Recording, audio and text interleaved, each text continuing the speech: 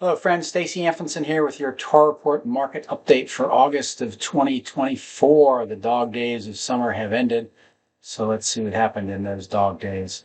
End of month inventory going back to 2007, keeping with the standard format for this month. You can see the red line is resale, the blue is total. Once again, seeing a positive upward sign in both the blue and the red line. The blue being total inventory up 48% and the red resale inventory up 65%. That's really welcome.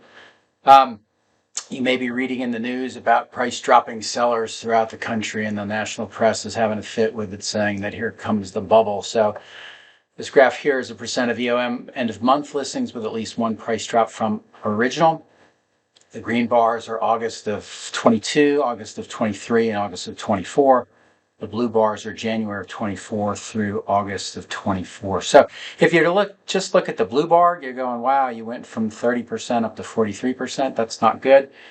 Well, I'm not going to put total emphasis on that, because if you look at the prior months of August, they're all about the same. I think if you go back, most listings that go to expired or withdrawn are typically on the market for 90 to 120 days. So if you go back 4 months, that'll take us back to May or April. What were these houses priced with? They were priced with listings and pending sales and closed sales in the first quarter, which is typically the peak of pricing in our market. So those inexperienced agents that don't know how to adjust for seasonality usually wind up with sellers that have a price drop listing. So that's why you see this 43% in August of this year and this year. So I wouldn't freak out about it. I think it's more of a normal August pattern.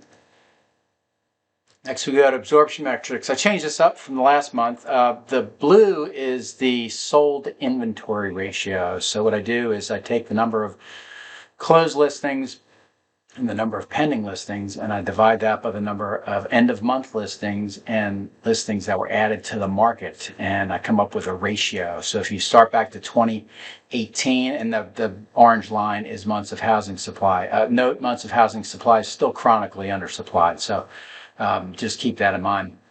Back in 2018, the ratio was about 66. 2019 is about that. And then here comes COVID, 105, and then up to 134. But look what that happened. When the ratio hit 134, what happened months of housing supply? It went down to zero. So now we're getting back in the last 3 years to a normalization, and you can see as the orange line goes up, the orange line goes up because this number goes down. So we'll see if that happens, continues through the year. I think we're trying to get back to a balanced supply, and if you know that, that's 4, 5, or 6 months. We hadn't been there in a long time. So, but if you look at this, just to see that this has been 1 month, 1 month, 1 month, 0, 1, 1, and 2. That's certainly what we want to see in the right direction. Now, if you want to just take the August months of housing supply on a monthly basis and go all the way back to 2007, you can see the last time we were oversupplied was in August of 2010. The last time we had a balanced months of supply was in August of 2014.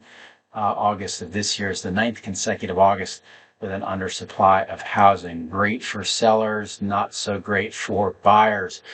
August average sales price for resale sold listings, almost just under 560,000, 559.8 to be exact, up 9% compared to where we were in August of 2023, and then up 88% if you go back to August of 2018, where it was 298. And as I'll say on every one of these things, this plus 88 is what we call wealth creation. So those of you that have buyers that want to rent versus own, boy, they're missing out. They're missing out. Even if you were to say, oh my gosh, I didn't want to buy a house in 2023 because the market's peaked, you missed a 9% of gain. So kind of utilize this to get these people off the fence. There's still too much press out there saying it's better to rent than it is to own. And those of us in the business know that's not true. It's only true for people in certain circumstances. All right, August sold listings. This is really not too good. Lots of reasons for that. Any reason you want to come up with is okay with me. You can't blame inventory, though, because we're getting inventory added to the market. So that used to be the whipping post, but I don't think it is anymore. We're down 7% compared to where we were last year in August, and we're down 35% from the peak August in 2021. Average days on market, once again, going back to the dark ages in 2011 and 2012, are at 115, 116, and then boom, it dropped down. 2021 was the valley here at 16, and it is on a slight upward trend. But it is interesting. I talked with a relocation reviewer today, and they're freaking out because it's gone from 16 to 38. And if you're aware of relocation appraisals, their normal marketing time is 90 to 120 days. So we hadn't been there in 11 years. So days on market for resale housing still very, very low. Average sales to original list price, here's the COVID influence peak of 2021, and now we're back down to about 100%, which is where we are. That's good to see. Monthly principal and interest. I got principal spelled correctly this month, thanks to you out there that let me know that not only is the principal my pal, but he is also the one in charge of mortgage payments. The blue bars are from August of 2018 to August of 2024. The orange bars are January of 2024 through August of 24. And you're going, why did you highlight May of 2024? The average during that month was $3,725. That is the highest on histories that I've been keeping records, which is a long time. So hopefully we won't see that. We're at 37 down to about 32.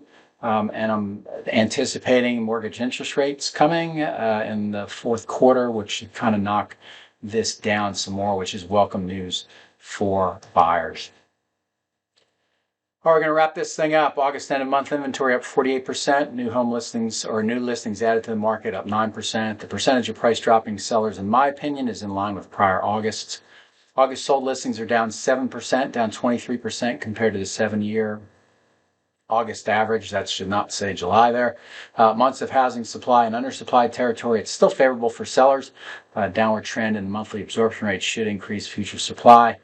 We noted before, sales to original list price ratio is trending back to historical norms, and the August monthly PI is down 8% compared to August of 2023. That is certainly welcome news for buyers. Once again, going over services that I provide: appraisals, mortgage, relocation appraisals, attorneys, sellers, buyers, anybody that needs an unbiased third-party opinion of value. I am the guy. Tarreport, if you want any further information on that, visit tarreport.com and consulting. I consult anybody who has a question with what is going on in the market. So that's all I've got for now. Appreciate that. If you like the video, hit the thumbs up. Please follow the Tarreport on YouTube. It's certainly appreciated. And we will see you next time.